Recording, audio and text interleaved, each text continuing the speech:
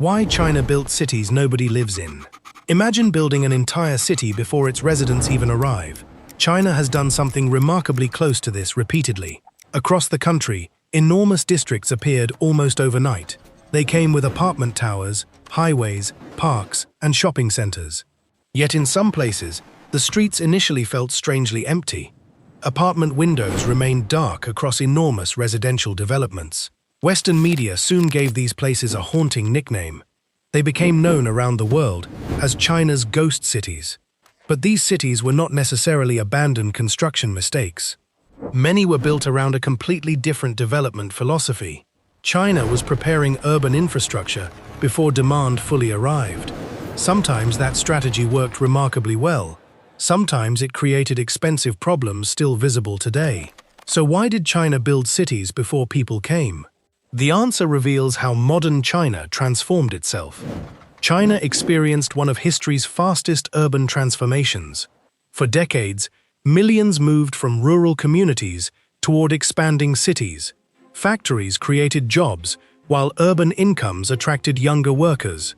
Entire metropolitan regions expanded at astonishing speed.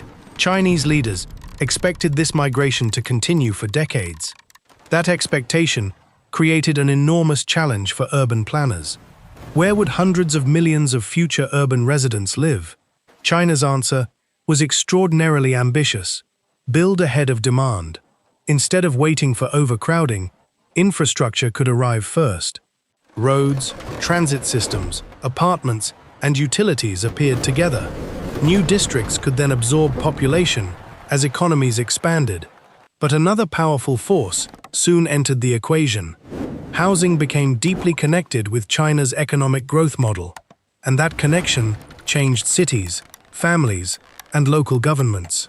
To understand ghost cities, begin with China's urbanization boom. In 1980, China remained overwhelmingly rural compared with today. Economic reforms then accelerated industrialization and migration towards cities. Factories along coastal regions attracted enormous numbers of workers. Urban populations expanded while household incomes gradually increased. Demand for housing naturally grew alongside this transformation. But China's land system created a particularly unusual dynamic. Urban land is ultimately owned by the Chinese state. Rural land generally operates under collective ownership structures. Local governments gained significant influence over urban land development. That influence became extremely important for financing economic expansion.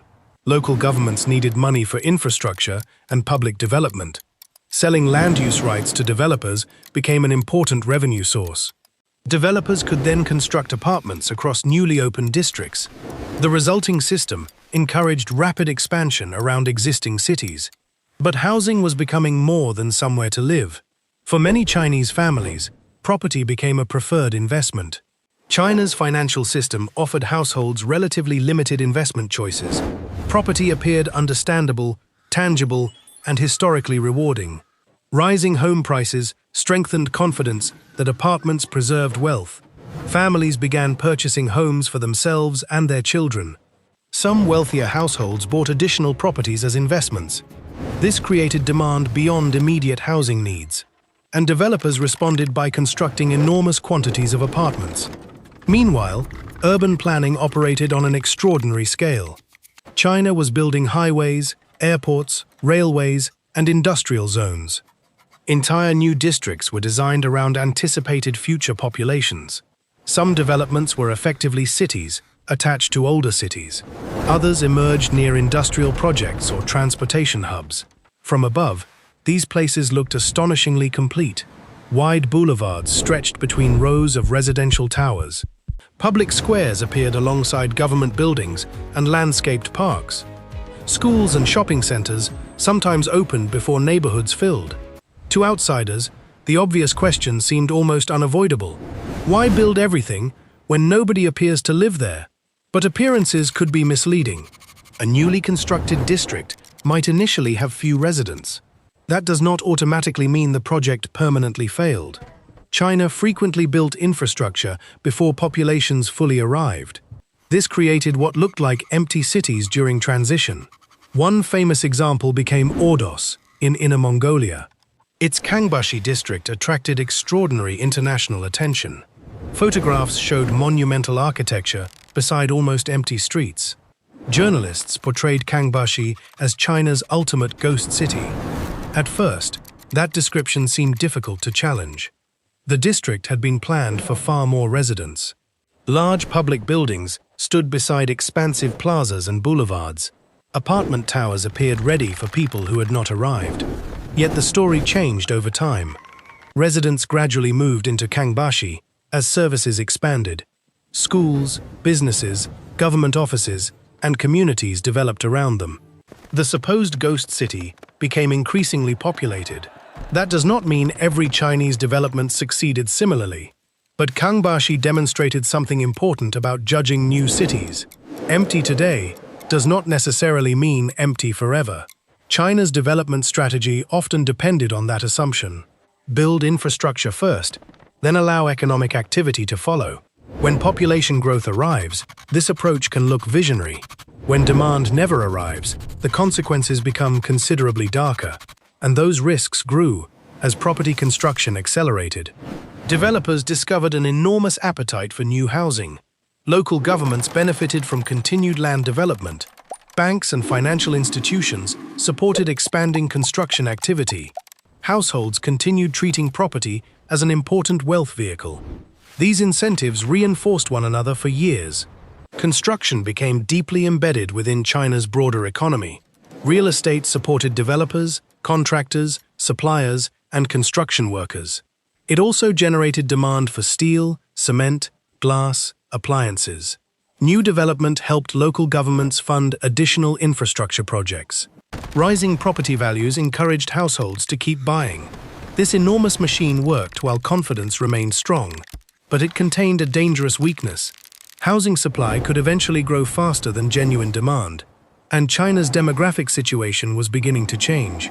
Population growth slowed after decades of dramatic economic transformation. Birth rates fell, while the population became progressively older. Migration toward major cities continued, but unevenly across regions.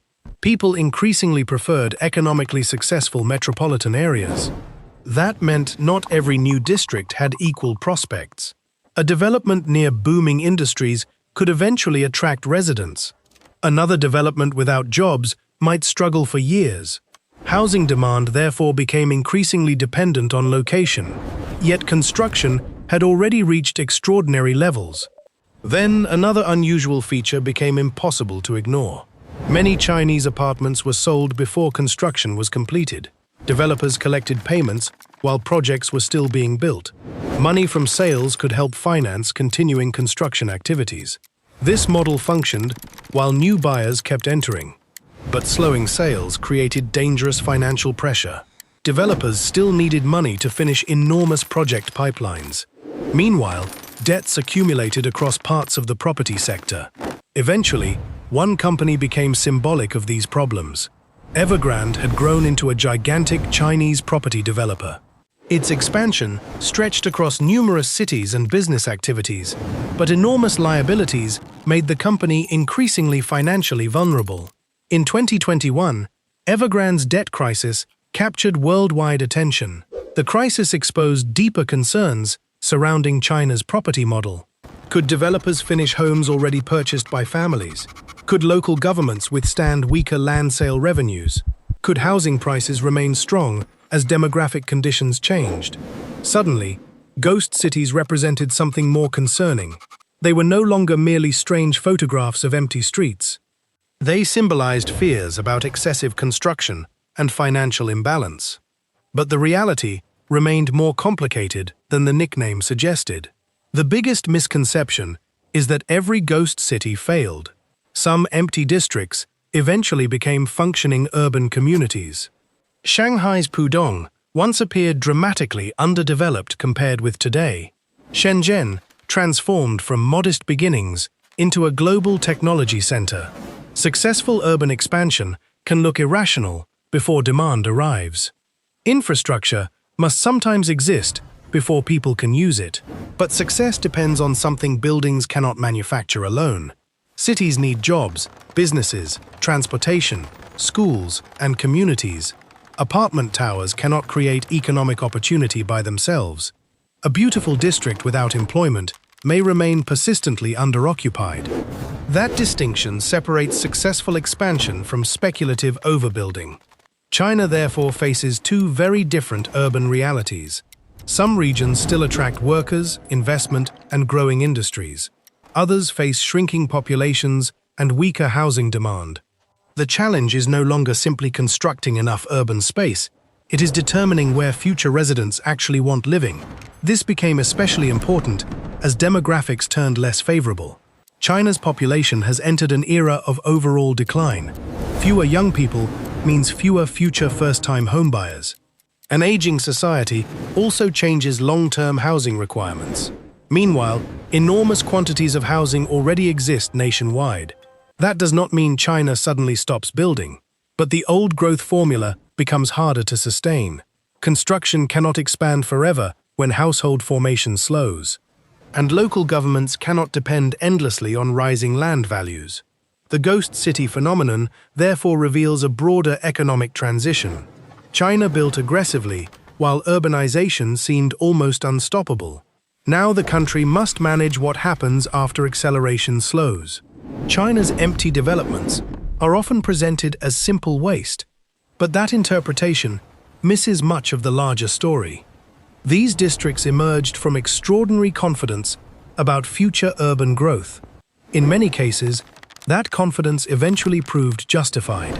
Infrastructure arrived early, and residents followed years afterward. Other projects exposed the dangerous side of that optimism. Building cities is easier than creating reasons to inhabit them. Governments can construct roads, parks, stations, and apartment towers. They cannot instantly manufacture thriving local economies or communities. That lesson extends far beyond China. Countries worldwide increasingly use megaprojects to stimulate economic development. New capitals and planned cities are appearing across continents. Governments hope infrastructure can attract investment and future populations. Sometimes those bets produce extraordinary new economic centers. Sometimes they produce expensive monuments to unrealistic expectations. China simply attempted this strategy at unprecedented scale, and that scale reflects China's extraordinary recent transformation. Hundreds of millions experienced urban life within several generations. Cities expanded faster than planners elsewhere could easily imagine. Housing became deeply connected with household wealth and economic growth. Now China is entering a fundamentally different chapter. Future growth may depend less on construction volume. Productivity, technology, services, and consumption could become increasingly important. Urban development may become more selective and financially disciplined. The age of building first may gradually become harder. China's ghost cities were never explained by one simple mistake. They emerged from urbanization, investment, planning, and extraordinary optimism. China expected millions more people would need urban homes, so in many places, it built tomorrow before tomorrow arrived. Sometimes people came, and empty streets became neighborhoods. Sometimes businesses arrived, turning construction into genuine urban economies. But elsewhere, demand remained weaker than planners originally expected. Those places became warnings hidden inside China's economic miracle. The towers themselves were never the most important question. The real question was always whether opportunity would follow them. Because anyone with enough money can construct empty buildings. Creating a living city requires something far more difficult. It requires people who genuinely want to stay there. And China's next challenge is no longer building faster. It is making what already exists economically worth filling.